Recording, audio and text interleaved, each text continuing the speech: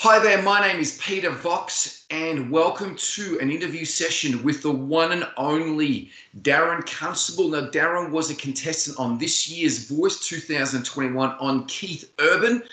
Welcome, Darren. How you doing today, mate? I'm great, thank you, Peter.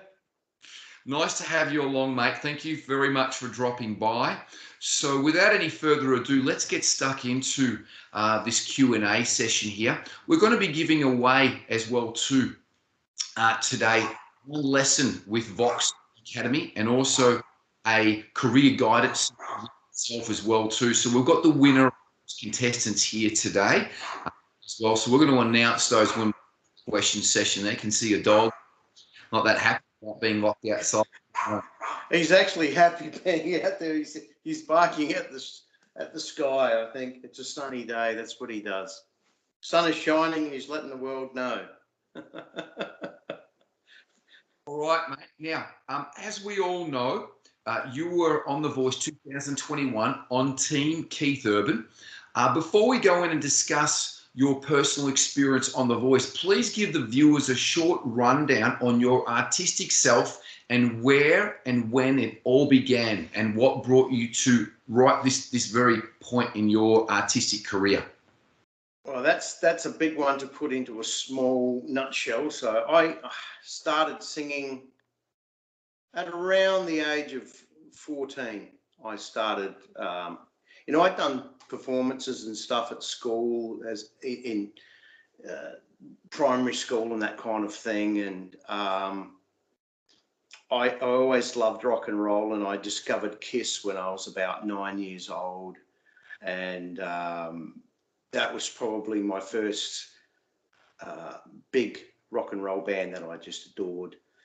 So by the time I was 14, I wanted to try and become something like that, a rock and roll musician.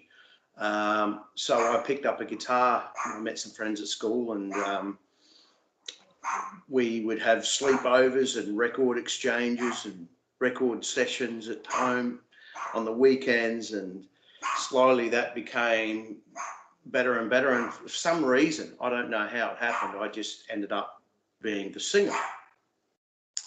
I guess my mates perceived me that way somehow, and it just sort of happened. And at the time I was learning guitar and also harmonica, and it just continued. And by the time I was 19, 20, in 1988, I was out on the music scene in Adelaide playing around clubs and bars and that kind of thing.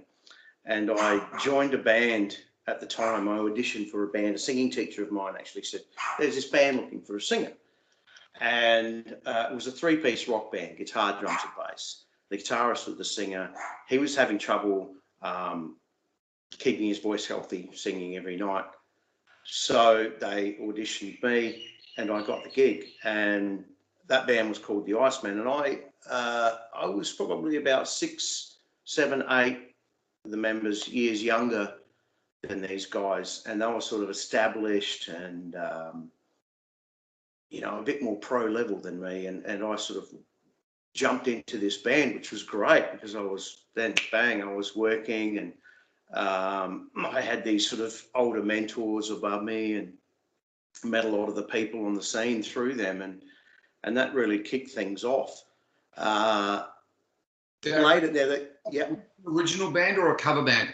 This was a cover band, yeah, called the Iceman, and it was a lot of 70s and 80s kind of rock covers at the time.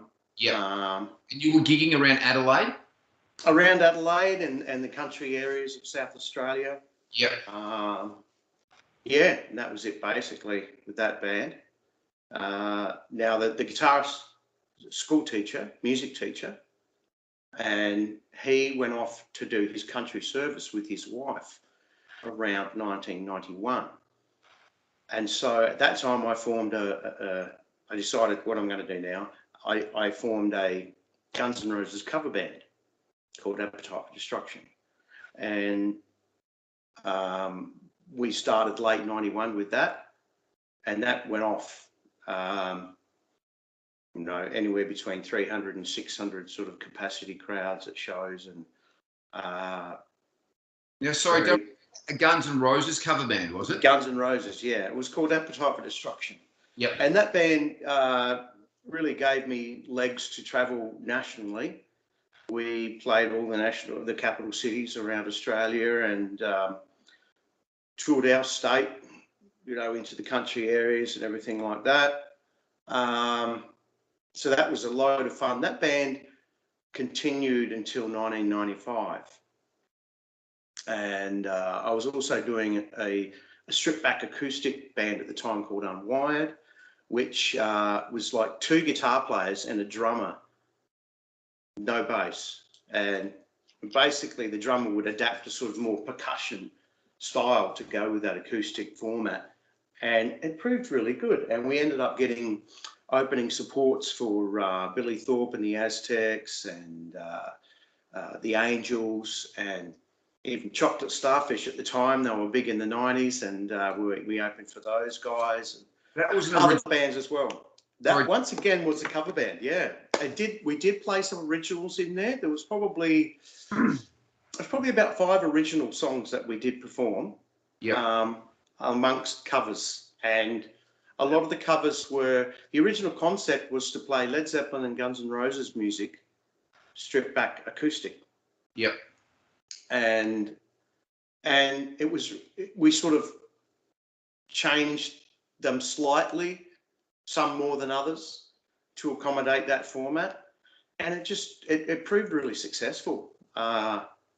It was really well received, and as I said, hence getting those opening support slots for those bigger bands on large stages with this little sort of concept project that we created. And so that was a great band and a lot of fun. And the other thing about Unwired, because it was an acoustic thing, it was so easy to chuck it on the road because we really didn't have a lot of equipment to worry about.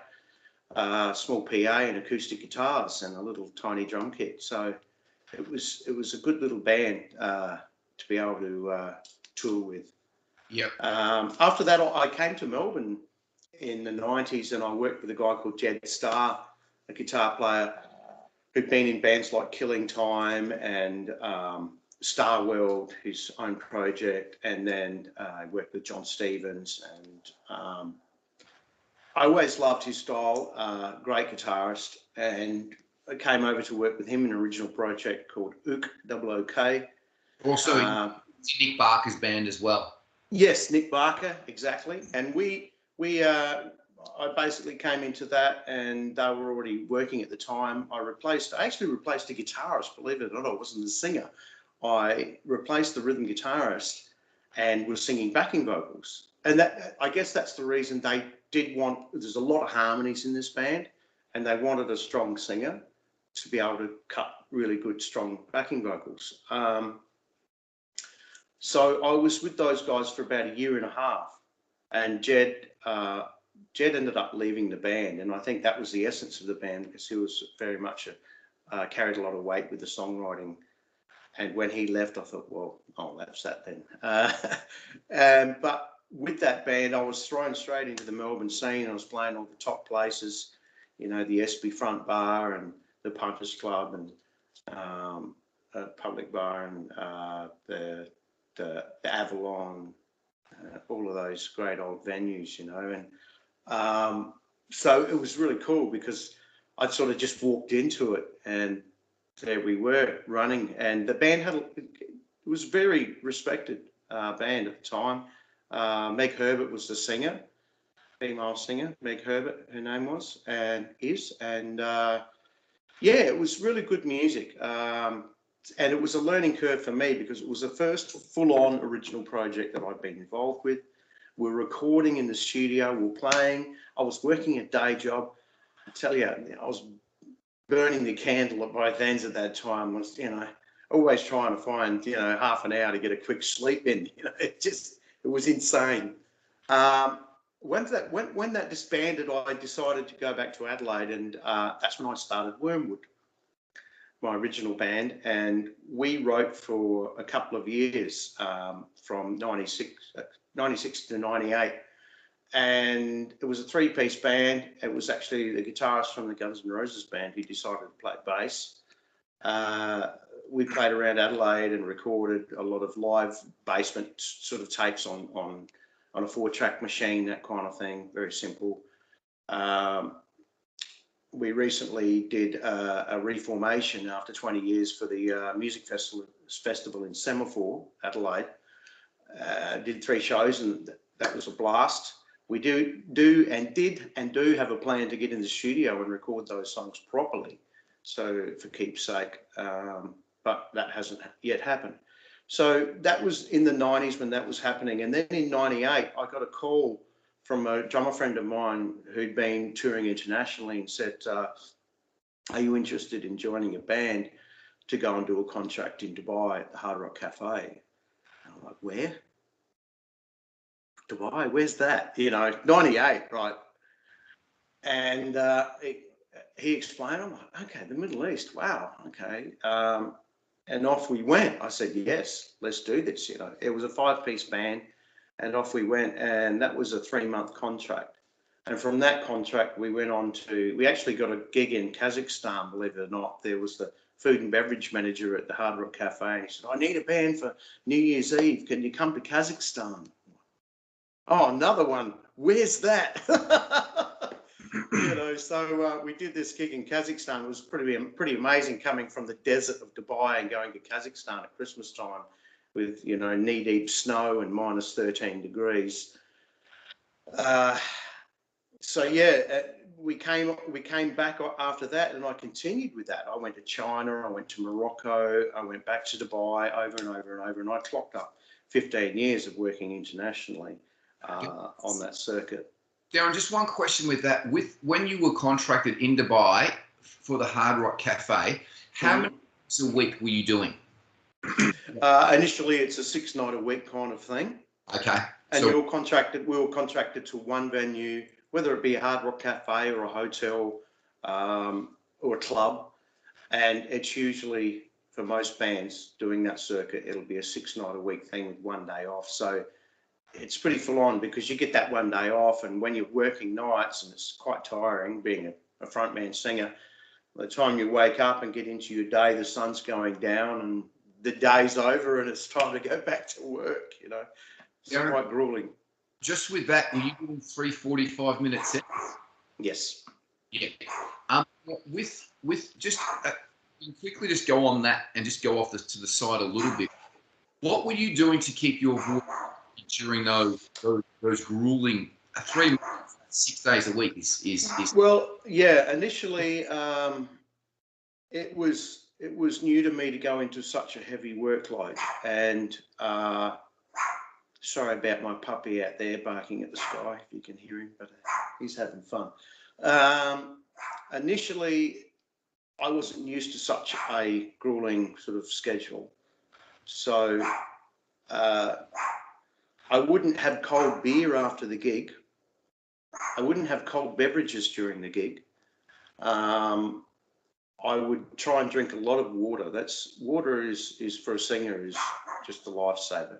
Keep hydrated when you're on stage and before the gig. Make sure you're hydrated. If you can have hydrating sort of, drinks, sports type drinks, get them in so you're ready for it, and make sure you have a good diet and plenty of sleep. Singers, we've got to sleep when you're doing those kinds of gigs. I found myself sleeping for 9 hours at least, and just doing basic warm-ups before the show sometimes as well, but not all the time, because often we tailor the set and start off quite mellow, and work our way into that set, and so it was almost like the show warmed me up. I warmed up with the show. We tailored it that way, and that's the best way to do it, I think, with gigs like that. You can't come out firing because you've got 4 sets to do, and of course those high energy songs will be in there, but you work into that, and Darren, were you doing any scales like before the contract? Were you breaking your voice in to do these long gigs? And would you do any scales before the show to warm up or anything like that with your voice, or what did you do? Were you doing any warm ups before the show? Yeah. If I was feeling really healthy and good and my voice was fine, I wouldn't do a lot of warming up. I'd do some basic breathing exercises and some sort of diaphragm, diaphragmy sort of bouncy stuff and breathy stuff, and just falsetto-y stuff. Very, very delicate, and stretching, delicate sort of exercise of the falsetto and just getting that soft palate stretched and opening up and just stretching the jaw and loosening up the top part of my body around my lungs and bracing area, just to take away tension, because sometimes I've always found I like to limber up a bit. I find that limbering up and stretching is very important for singing as well, because you can get on stage and you can tense up straight away, and then you tense up, your voice tenses up, it's downhill from there, So just stretching, yoga and that kind of stuff is really good, and do a bit of that during the day and keep yourself limbered up, and as well as all the other things I just mentioned. A lot of bands do that as well too. You'll see a lot of bands doing that, Van Halen and the such, and Metallica. They'll always be sort of stretching before the show, right before they go on. Darren, just reiterate, were you, before you got the contract, were you breaking your voice in? Were you rehearsing, singing a lot before? The band that was due to go on the road was rehearsing the show, and because that band was initially, as mentioned, I got a call and that entire band was put together for that contract. So we started rehearsing the typical sort of international set list with some Australian favourites in there as well. And that was just the beginning to start the contract. And that continues when you're doing international contracts, you're learning 2 or 3 songs a week or 4, and keeping that turnover, because you're in one venue and you've got many of the patrons will frequent that venue, so you've got to really keep that turnover. But so we're rehearsing the show. I would do basic vocal warm-ups and get back into a bit more training of vocal exercises. I took some classical lessons during the 90s, early 90s, and I would go back to a lot of that and starting to strengthen my voice and get ready for this. But because it was the first time I've ever done anything like that, I don't think anything sort of could have really prepared me. It was one of those things I've got to get in there and just go for it, run with it. Yeah. And, I found that my voice got tired, I got hoarse. And the other problem is when you're doing international contracts, it's going to happen. You're going to get sick. You're going to get a cold. You're going to get crook, but the show must go on. Yeah. So it was a real learning curve, learning how to deal with that and be able to still get up on stage. With international bands like that, it's always smart to have. Sorry, Matt, what's your 2 or 3 singers? What's your one tip about recovery as well too? What would you do? Sleep once again. Yep. Lots of warm drinks and herbal teas and lemon and honey and, those good old-fashioned grandma remedies of lemon and honey drinks and warm beverages, and just lots of sleep and try and rest. All right. And then, actually one thing I did like, if we were privileged enough to have that, was a good sauna or a steam room if we were in a hotel. Get in there and sweat out a bit. Yep. I always liked that. It was a good way to sort of refresh and get ready for the night is a sauna or a steam room. Good. Darren, we'll keep things going here. Now, your biggest inspiration as a singer, who was that, or what band was that? Well, as I said, I guess it all started with Kiss. Kiss, yeah. That was my initial sort of. I was, one of those Kiss fans.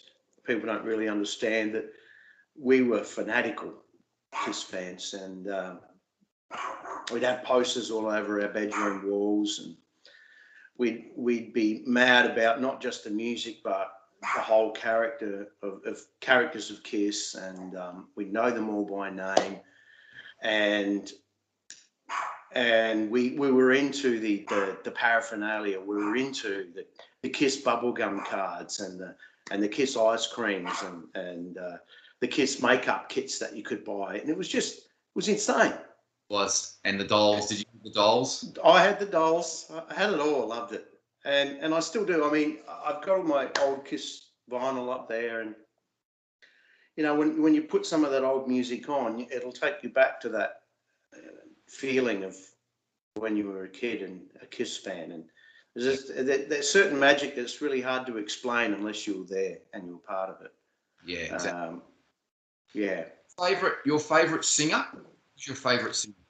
My favourite singer? Well, initially I did like Paul Stanley, but I think the singer that really opened my eyes was Robert Plant from Led Zeppelin. When I first heard him, you know, doing Black Dog or something like that, you know, someone put on Led Zeppelin 4 and it comes on with a ding ding dagga dagga dagga, hey mama, and it started off, and I'm like, what is this? Whoa! Great album. I was sold, you know. Who's this guy? I need to learn how to sing like that. Yeah. What an amazing album. But all their albums from the start of that were amazing as well too. Absolutely. Just yeah. Fantastic. And what I loved about them was their diversity as well. They went into so many different styles of music, and it was like they're always exploring. Yeah. Yeah. Oh, fantastic. Darren, your favourite part about the music industry and or singing? I think that meeting other musicians who are also just as enthusiastic about it as you are, that family that comes with being a musician. Yeah. That's fantastic. Getting up on stage is always, this is what why we started doing this in the first place. We love getting up and performing.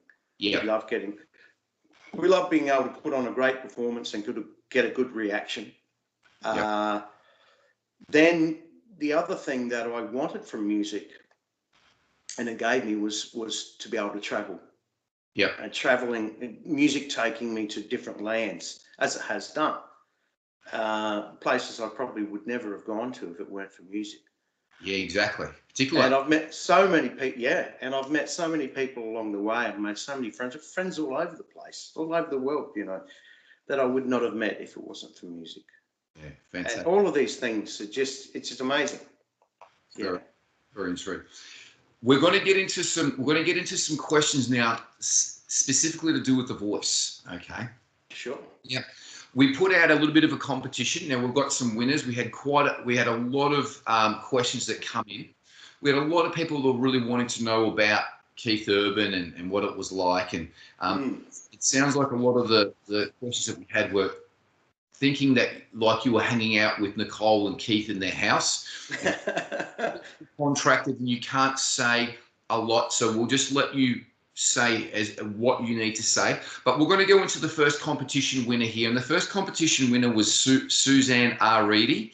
And she had three questions. Okay, so we're going to go into these three questions here. What has been your strategy for giving yourself an edge over the competition, or even did you have one? I guess I didn't really have a strategy. I was just trying to be myself. Yeah. And the voice team, the music team initially, is who you will come in contact if you're lucky enough to get to that point. Yeah. They will be the first part of the voice production team that you will start working with. And I gave them, 100 songs. Yep. And I initially sending in a demo, and then I get the audition. But I gave them so many songs. Now they sort of ended up choosing the song that they liked the most from me. And then they also said, "Are you happy with this? Yep. Do you like it? Are you happy? Is this what you want to get up on stage and sing?" And yes. So once it's very diplomatic, and we were all in agreement. And I guess they were very keen on the harmonica thing. They saw that as an edge, funnily enough, as well as my voice. And they wanted to combine my style. They recognised that I had a bit of a country rock, southern rock sort of flair, which I agreed with. I love that music. So I guess that's how it slowly moulded together. And I saw that as my edge because that's me and I believe in it. You've got to run with your strengths. Yeah. So. Yeah. Okay. Daz, we're going to have to wrap things up. I've actually got lessons at 1, so Sure. we'll have to get through this in the next 10 minutes. So we're going to have to make things pretty quick moving on here now. So now, Susan R. Reedy's second question. What was the biggest challenge you faced since you've been on the TV show? The biggest challenge since being on? Yeah. So post voice, is this what we're saying? I think so. What was the biggest challenge you've faced since you've been on the TV show? I guess maybe it was during the TV show, that question. So I guess the biggest challenge was the cut section. Because we got given that song. Yeah. Really, here's the song. Have a listen to it. Everyone got it on their devices. We all have our smartphones and whatnot, and our earbuds, and here it is. It comes through, and it got broken down into little groups, and my 5 people were like, "Oh my God!" Everyone's freaking out, and I'm like, "Wow, I've got to do this like in an hour," and it's intense. You don't really get to. So that was a massive thing for me because I couldn't really go off and have my own little space or room to practice that song. It was something that you had to sort of try and get your head around amongst everyone else being there. So that was pretty intense. That's something. Just to reiterate that, we're talking about the cut. So what happened here is Darren through the lines. He sung Son, and then you're in chosen by Keith, and then you had to sing Nothing Looks Like a Heart by Mike Forrest. So they just basically gave you the song, and then they said, "We want you to do your rendition of the song." You did an acoustic version of the song. So that's, you had an hour to practice, Darren. Basically, yeah. I had my acoustic guitar with me, so that was great. I was just using that to sort of help pass time backstage and back behind the scenes.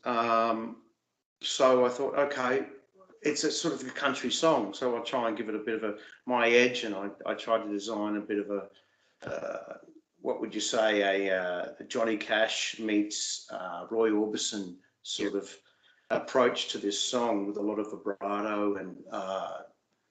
Now, Darren, sorry, I seen a bit on TV. Now, did you got a little bit lost there? Did you forget the chord structure? What happened with that part there? Can you just reiterate a little? Yeah, because they didn't actually show it, did they? What happened was I had the lyrics. They emailed it through the track, and it came with the lyrics. It was a 1-minute version, basically.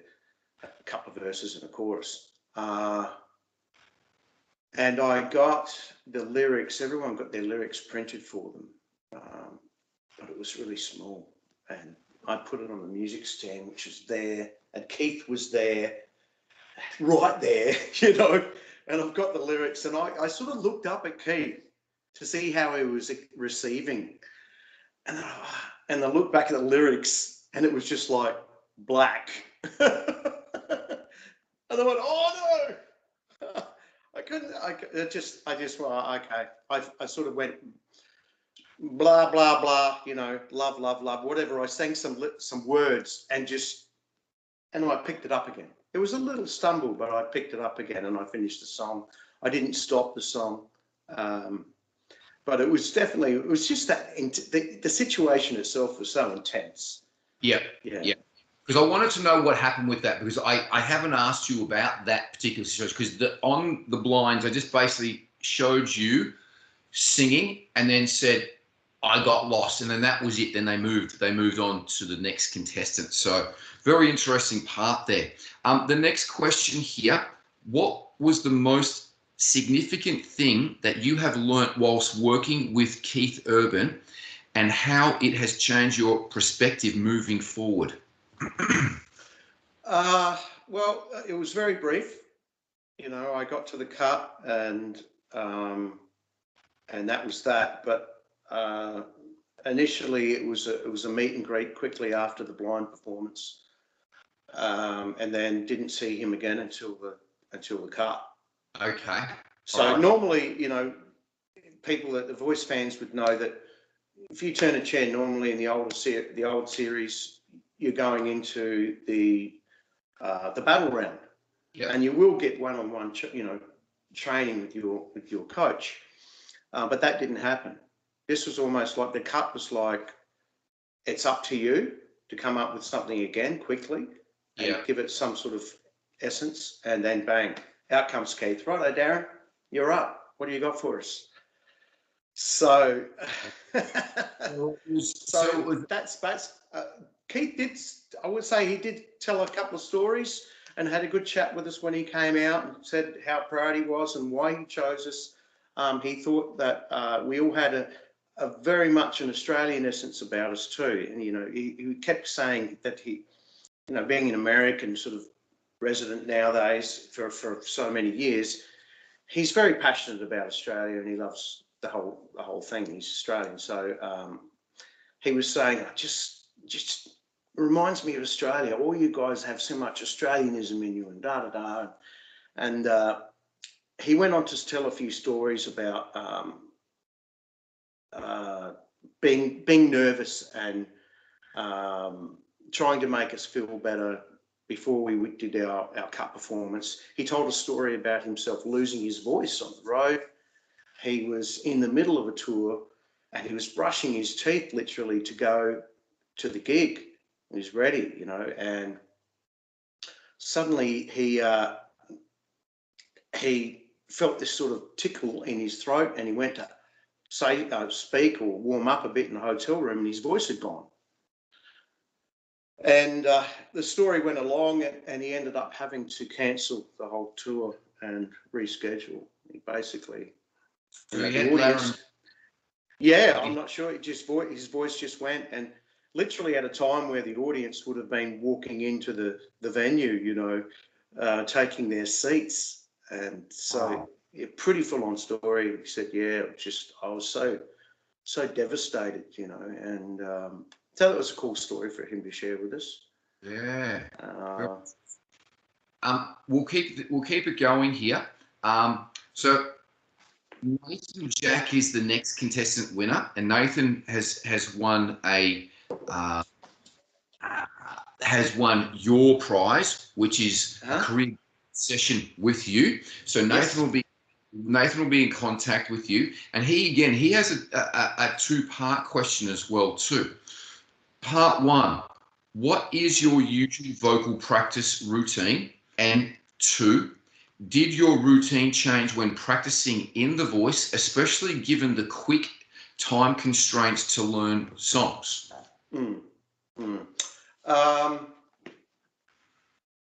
I think that with the experience I have, and going back to everything I've done with my international work and the stuff we've been through, my practice routine has developed a lot over the years and changed to really just recognising singing and recognising songs and recognising techniques and structure and all of those things. So in terms of vocal training exercises and vocal sort of strength exercises, I took a lot of lessons in the early 90s, as I mentioned, a lot of classical style lessons for vocal strength to help me with the longevity of going on the road and singing night after night. It was more about the mechanics of singing rather than singing. It was how to strengthen the voice and how to use the correct techniques. But still be myself. You know, I was still finding myself back then. And nowadays, my vocal training is like, as I said, I might do some small exercises, but I might pick up my acoustic guitar and just start singing a simple song. Yeah. You know, a nice little simple country song that is quite low and simple, Bob Dylan-y or something like that. Very simple song, or a Neil Young type thing, and just warm up singing a song. So yeah, that's just on that point there. Before you went and sung for On the Blinds, now you just say that you did an amazing performance. It was fantastic. You just let it rip. It was a great song.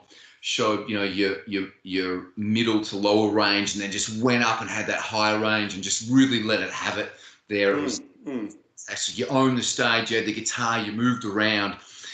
What did you do to warm up before that particular performance? Okay. The Voice do have a warm-up coach. Yep. I have several vocal coaches. Yep. And before you go on stage, you will get to spend some time with a vocal coach in the trailer. Yep. And go to the vocal coach trailer, and you'll get a bit of a warm-up session. Yep. And you might go through your song 3 times. Yep. And the vocal coach will give you some hints and tips, and then you'll go back to the green room and await your call. You know, it's pretty. After that, you know, when you leave that vocal coach trailer, that's a pretty intense time, because you know this is it. But my vocal coach actually before I went on stage was Gary Pinto. Oh, Gary Pinto. Was he in CBD?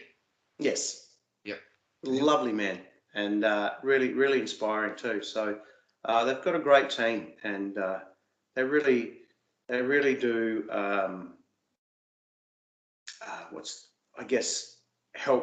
Help things along in terms of keeping your confidence up and making sure you're ready to get on that stage. That's fantastic.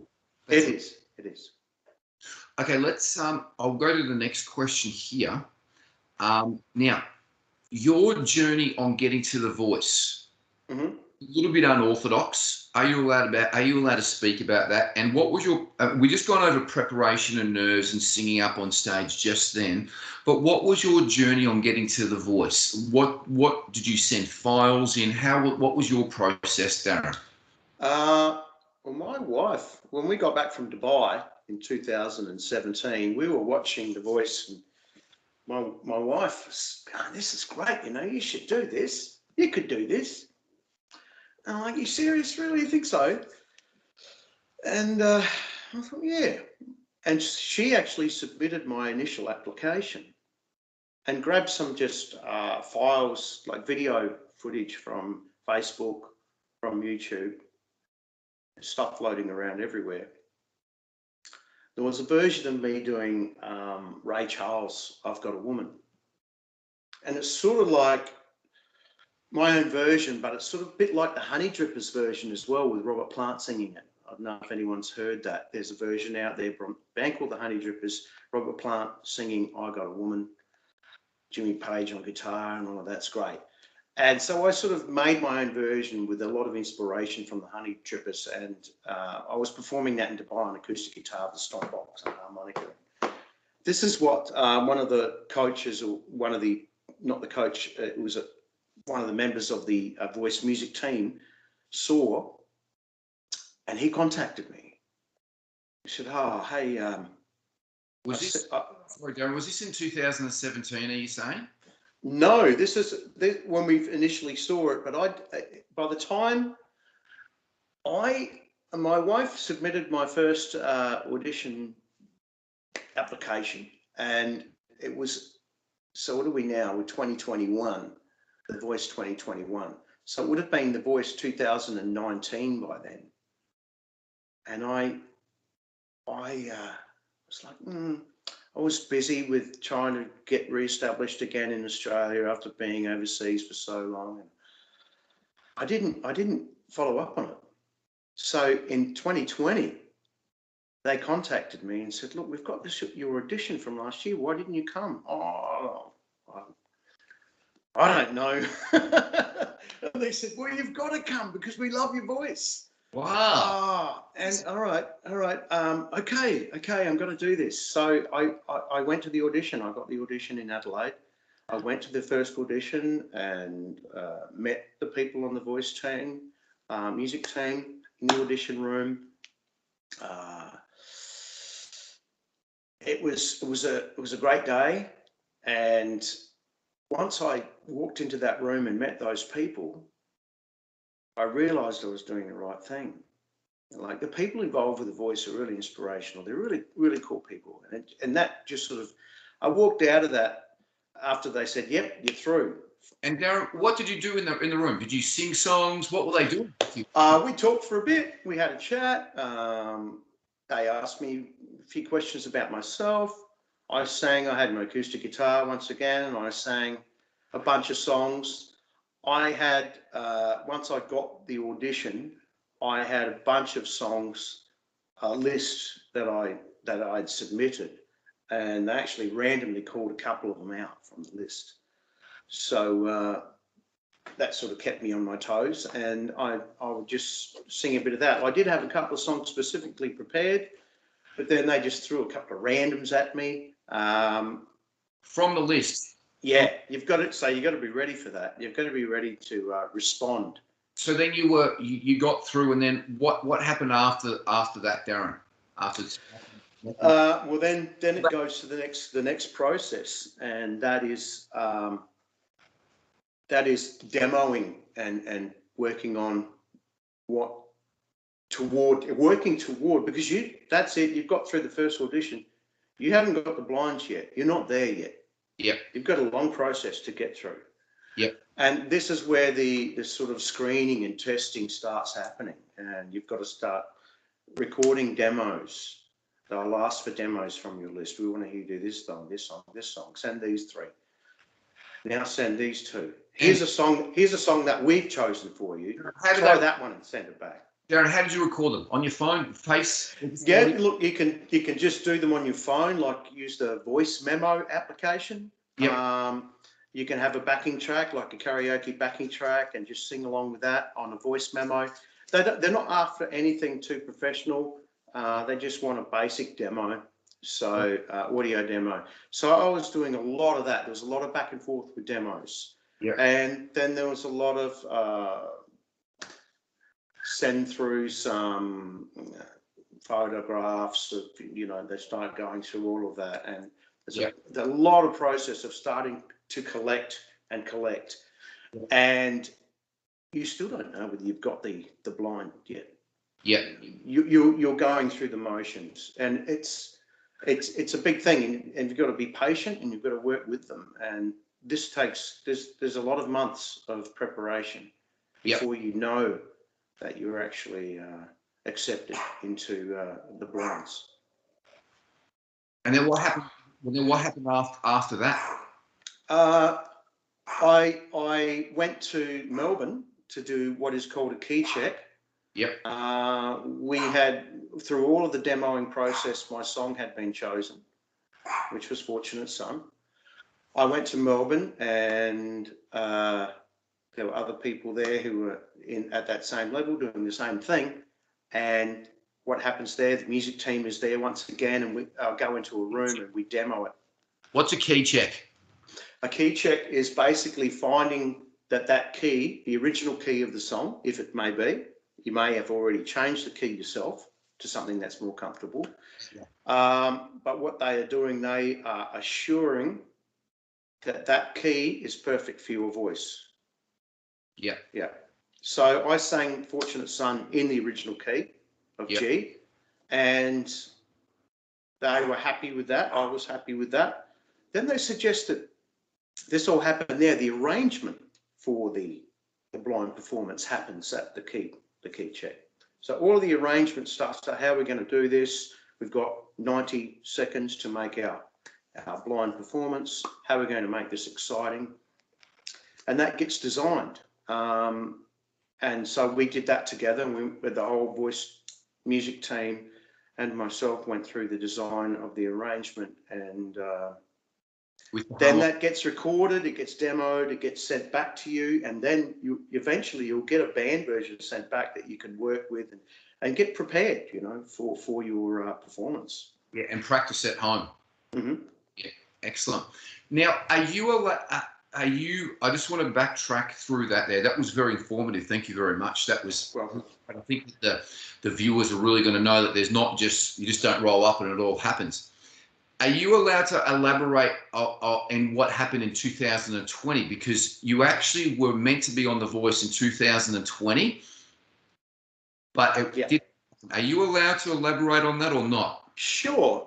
Look, it happens every year. Well, it didn't happen this year because they changed the rules, which is kind of cool, but then with the cut, kind of not cool. But what happened was I went through the entire process. I got to the blinds. I was in Sydney.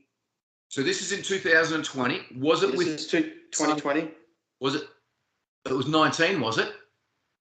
2020. 2020. Did you also sing Fortunate Son in 2020? What happened? Yeah, it was Fortunate Son. Yes, was going to be my song.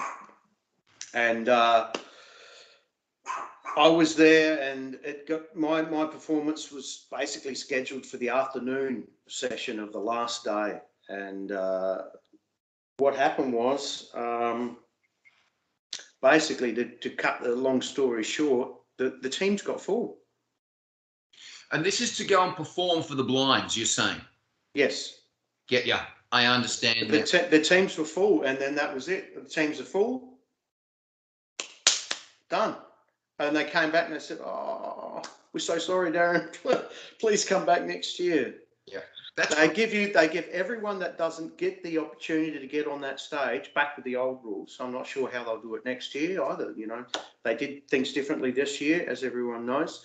But back then, and it was usually often a case, there's going to be a few left over. But then they will say, they'll honour those people and say, "Look, we're so sorry. You've done all of this work. Please come back next year." Yeah. And that's your choice to do that or not. So I also heard as well too, just for the viewers out there, that the format apparently is going to change again next year as well too. But yeah. I don't know what's happening. I just heard that the producer said it's going to be something that's going to be, again, it's going to be a different twist on what happened this year. So guys, be prepared for something slightly different, but you've got the preparation here from Darren about what happens. So guys, just send your files in, because you never know what's going to happen. Send them in, but make sure that you follow up. Don't do what Darren did. Follow up with them if you can. Absolutely. Let's move on to the next question here, because this is one from me, and this is one that I noticed when you performed, and also with nearly all of the performers on blinds. In the blind auditions, what went through your mind and your body when you were singing Fortunate Son in front of the 4 judges and no one was turning, and then Keith Urban turns? Guy Sebastian also turned, but he turned at the end. Can you tell me, did your heart race? Did you feel relief? Did you feel nervous, happy? What happened then? Because I know that if that happened to me, I would maybe nearly even forget my next line. I know that one of the younger contestants as well too, she kind of had this nervous giggle and sort of giggled a line, but then and she actually got through and then sort of rejigged herself. What happened there? Tell me the feeling that happened then. I don't think anything can prepare someone for a blind audition in terms of actually going out onto that stage and seeing those red chairs, the backs of those red chairs. What gave me my... Sorry, just that as well too. I had another question about that as well too. Were you given some stage or camera practice about what camera to look in, red light on top of the camera, look at this camera, look at this camera, we're going to have this one coming in, look at this camera? Did you have anything like that? I did have...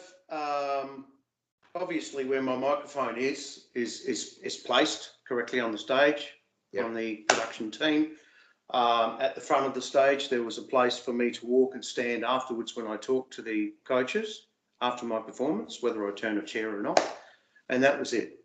There are so many cameras flying around when you were up there on stage. Yep. One up the top, couple up the top, sides, down in front, everywhere. So really, the art of TV is just getting up there and being natural and not really looking at cameras. Just getting up there performing. They'll do that magic. They'll do the editing. They'll do the camera work. They'll make it look fantastic. So that's their job. So when Keith turned, what was the feeling? What happened? Was it, yes, I'm in. I've made it. Did your heart race? Did you say, shit, I've got another verse to sing here, or chorus? Actually, I think you had another chorus. What was that? What was that like? It must have been great. It was, because we obviously hadn't seen the coaches until we walk in there and see the backs of those chairs, and we know who's on the other side of them. Not sure exactly where they are, but we know they're there. So that's full on. And when Keith's chair spun around, I had to tell myself, hold your performance. I had to, in my little voice in my head is telling me, hold your performance, keep going, keep strong, stay focused. And there's other little voice in my head over here going, oh my God, that's him. That's Keith Urban. Look, it's the real deal. And he's turned. This is insane. This is awesome. This is exactly what I did when he turned for you. Yeah. There you go. And that's how I felt inside. I felt exactly like that, but I was in the middle of my performance and I had to stay composed and to get through it. That's a great point, Darren. Stay composed. Keep going. Finish your performance. Stay there. So that's absolutely fantastic. Now, I got lots of questions regarding this with obviously a lot of people that probably haven't been this deep into The Voice, but they were saying, what was the real Keith Urban like? And what were the other coaches? Like? Did you meet the other coaches? And I know that you didn't spend a lot of time with Keith, because with a lot of the questions were coming in, it was like you were hanging out with Nicole and Keith at their mansion in Sydney, whatever it was. But it really wasn't like that, was it? No.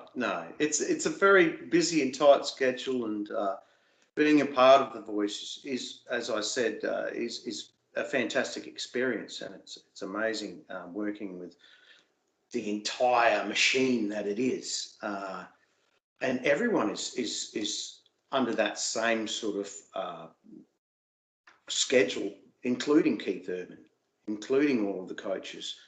So we're tied up with the production team. Really. I can't really say too much about it because there is so much to say. So if you're lucky enough to get on The Voice, then you'll experience it for yourself. But mainly you're saying that you're really with the production team 98% of the time. You're with Keith when he turns, and you're at Keith at the cut. Because like a lot of people seen Bella Taylor Smith in, okay, and it looked like Guy Sebastian, great rapport, Bella Taylor Smith, and it looked like they had been hanging out together and they were like friends. But it's obviously it's not quite like that. Maybe it was a little bit later on because Bella Taylor Smith made it to the finals. Right. They do go to the same church. You might have heard Guy Sebastian speak about that. So I think they did have a little bit of friendship there, maybe. Yeah. I don't know. But she's lovely. I was speaking with Bella backstage, and my wife and I, and she's a really lovely person, so easy to speak to as well. So she just has that kind of personality that, she's just beautiful. Yeah. In terms of speaking with the coaches, when they all turned after my performance and I had a bit of a chat, Now that gets edited down. All of the performers generally will be talking for quite some time, and there'll be a lot of questions thrown around. There'll be interaction with the audience. There'll be so much, and that gets edited into this tiny little thing that goes on TV. So that was, you know, every single one of those coaches I had a chat with. So yeah, and pardon me? That's so interesting. And Guy Sebastian, we talked about Adelaide for quite some time, and it was funny. There was a lot of banter going on. There was a lot of jokes being thrown back and forth between the coaches, and it was really fun. And they're all really down to earth people at the end of the day, who have worked really hard for where they are in their careers. And that's it. There's no magical sort of beam going to come out of the sky and say, you are a star. Yeah. No, you have to work hard at that. And it's so good to see people of their caliber and just have a chat with them, because they're, at the end of the day, they're just people, you know. I think that's a great point as well too for the viewers, particularly the young viewers. If you want to become successful, you have to work really hard. And what a lot of people don't understand is that they see all these people and they think that they're nearly overnight successes. But the whole thing is, you don't see the countless hours of practice and rehearsal and songwriting and the preparation and everything that goes behind it to get to that point. And I think there's a saying that I really like to go by, is that you only see a very small portion of the person up on stage. You don't see the thousands and thousands of hours of touring and playing and traveling and practice that they've put in behind the scenes. I think it's the practice that no one sees is what makes people the most successful. The unseen that the people don't know about. So, and in saying that, with everything you just said there, I think that all of that work, and the reason we do it is because we love it. And being a performer, being a musician, being a singer is it has to be because you love it. Yeah. You know, it can't be for any other reason. You must enjoy. You do it because you love music and you love singing and you love performing and you love just you get a lot out of it. And it's here. It's not about being famous or how much money you're making or any of those things. It's got to be about the love, number one. I think that's to do with anything in life. It doesn't matter what it is. Find what your passion is, and if you're passionate about it, you're going to find the practice and everything else that goes along with it easier to do, more so than chasing fame or fortune or money. So I think that's a great thing. Find whatever. It doesn't matter whether it's knitting or whether it's, you know, crafting wood products. If you love doing that, you'll get that. Exactly. Get the passion out of it, whatever it might be. So exactly, yeah. Great thing. Okay, now, your number one favourite memory and experience of The Voice. What would you take away? The number one thing off the top of your head. Number one favourite experience, being up on that stage and performing my blind performance and having Keith Urban turn. Wow. How can it be anything else? You know, all the work that goes towards getting to that point, and being backstage as well, right there, you know, in that little entry point before those doors open. Just had a slight little briefing from the music team, getting me ready. And once again, they're just awesome people. You know, they make you feel there's a big moment coming, but they have a way of making you feel ready. That's great. Those doors are going to open. So that whole thing, that last moment of like little briefing, those doors are going to open. I'm going to walk out there and do my thing, and that was it. What did they say? What can you tell us? What they said? They really just said, "This is your moment. Make the most of it." You know, really in a nutshell. And that's across the board. The performance and having a chat afterwards, and the audience. You know, everyone, and the TV, you're going to be on TV, and everyone's going to get to meet you. So make the most of this moment. Wow. Great words. Okay. Now, any tips or hints for singers who want to audition for The Voice? What should they do to give themselves the best chance, Darren? We want your expert opinion about this. To give the best chance, what do they do? Okay. So I think number one is think about a song that you connect with, and think about a song that you personally connect with and you feel that you sing well and feel that you can give your own energy to. You really have to show your own character. Don't think, oh, if I do this song, they might, that could give me an edge because I reckon that's the song they might be looking for. No, do the song that you connect with. Do the song that you really feel something special about. This is what they're looking for. They're not looking for a specific song. That, as I said, I just went through the whole process, They're looking for you. They're looking for a personality. They're looking for a character. They're looking for a certain essence and magic that they feel they can take all the way. Excellent. So pick out a song that, one, you connect with, and that, two, that you sing the best. That you feel you sing the best. And, that's just one song. There has to be a whole bunch of them as well. So you really have to be prepared. It can't be just one song. It needs to be at least a dozen songs. A dozen. Okay. All right. That's great. That's great advice, Darren. Thank you very much for that. That's excellent. All right. Now, just one other question. I know that you are Joe Aled in Death Replica. What's it like singing Def Leppard? Doing the whole show, the whole thing, because look, they are one of the big iconic bands from that era that survived the grunge era and that made it through the grunge era hugely successful, having hits through that particular era. What's it like singing with Death Replica? Well, Def Leppard for me, I was a big fan when they put an album out in 1981 called High and Dry, and they had a guy called Mutt Lang producing them, who just done AC/DC, Back in Black, that kind of stuff. Darren, great producer. Darren, sorry, you said 91. I think it's 80. Oh, so 81. Let me correct that. Back in 81, I got an album by Def Leppard called High and Dry. I think Slang came out in the 90s, didn't it? Slang was in the 90s. Yeah, a long way away from that.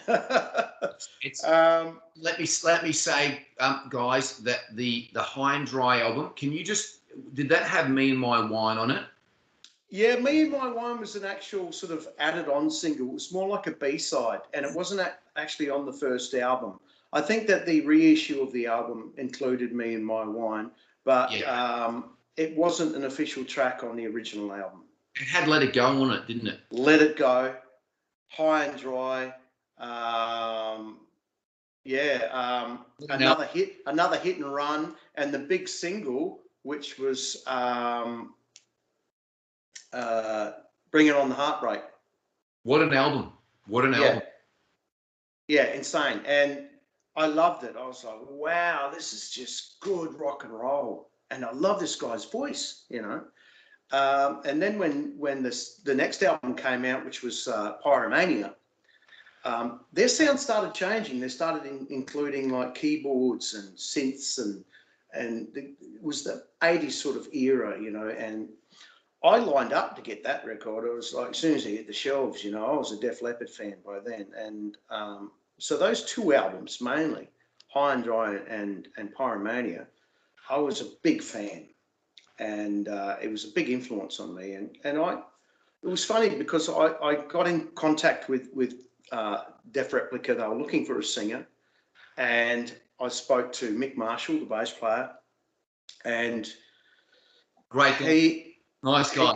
Lovely fella, yeah. And we talked about it, and I said to him, look, it's one of those things it's funny. It's because it's sort of like a bucket list for me. I really like Joe Elliott's voice, and I really like the way he combines his different types of voices. You've got the screaming voice. He'll sing soft and breathy. he can also sing strong from his mid-range voice, and he's got all these voices that he incorporates into his style. And I said to him, you know, it's sort of a bucket list to see if I can actually do that, if I can take that Joe style and be able to perform that as a singer. I thought it was a big challenge because I really like his voice. That's why I said yes, you know. His voice did progress through the albums. Now, let's just, while we're on this, Def Leppard, their big, huge breakthrough album was Hysteria. Now, I personally love Hysteria. Yes, I love the High and Dry album. I love Hysteria. When I put it on, I just went, this production of this album is next level. It was one of those things as well too, not just the musical production, but the actual sound production. I remember turning it up quite loud, and the album didn't break up. Even though there were so many compartments to the album, I could turn the album up loud. It was one of the first albums, and the Black Album by Metallica, that I could turn to 9 and it wouldn't separate,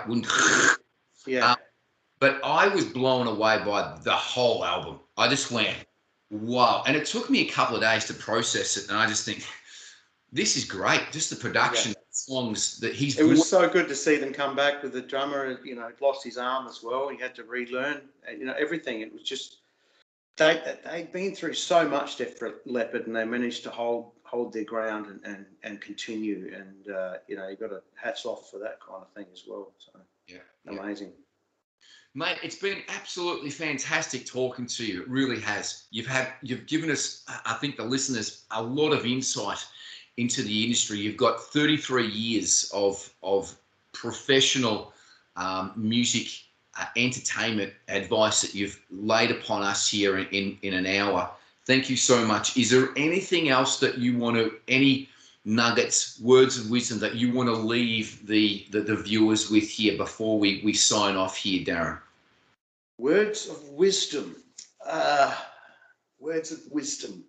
Be true to yourself and follow your passion. Beautiful. And just work hard at what you love. Excellent. I think because the rewards will come. They're absolutely fantastic words, Darren. It's I think that everyone, that's not just the music industry, anything. Find anything, exactly. Yourself and then follow it. So it's absolutely fantastic. Mate, thank you so much for your time today. I really do appreciate it. I know that you're busy, you've got a lot of things on. So thank you so much for your time. I really do appreciate it. And guys, check out Darren's original work. You can check him out on Instagram, also on his Facebook as well too. Go and check him out. He's got lots of great tracks on YouTube as well too. He has got some tracks from a band that I was checking out called Format Selection. Check him out. Absolutely fantastic, really good rock songs. Thanks everyone for watching. We do appreciate it. If you like this YouTube channel, please click like and subscribe. Give us a thumbs up. If you have any comments or questions, please put them in the comments below. It's really great with the community we're developing all around the world. Please keep it polite. And yeah, if we could help you or someone that you know, Vox Singing Academy, if we could help you or someone that you know with their singing, we'd be absolutely honoured. We have 6 studios here in Melbourne. We give online singing lessons 7 days a week. We also have the ultimate online singing course if you don't want face-to-face singing lessons. So please check out the links below for more info. But the most important thing is please live every day with passion because it may be your last. Be good to each other. And most importantly, enjoy your singing and your music. Until the next video, please be good to each other and much love. Signing out for now. Bye-bye. Peace. Cheers.